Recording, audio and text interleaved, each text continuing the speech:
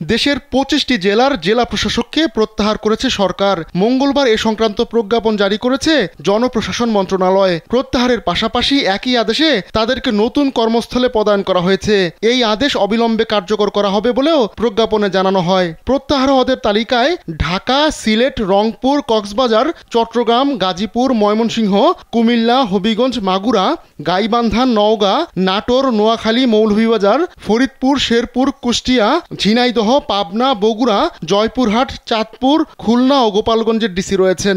DC পদ থেকে এসব কর্মকর্তাকে প্রত্যাহার করে বিভিন্ন দপ্তরে উপসচিব পদে বদলি করা হয়েছে। ছাত্র জনতার আন্দোলনের মুখে শেখ হাসিনা সরকারের পতনের পর জনপ্রশাসন ও পুলিশে নানা পরিবর্তন হচ্ছে। অন্তর্বর্তী সরকার দায়িত্ব নেওয়ার পরপরই জনপ্রশাসনে বড় রদবদল করা হয়।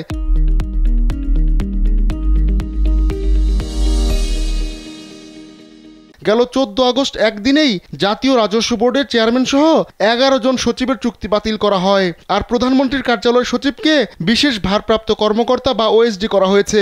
এছাড়া পদ পদায়ন থেকে বঞ্চিত কর্মকর্তাদের পদোন্নতি দেওয়া হচ্ছে।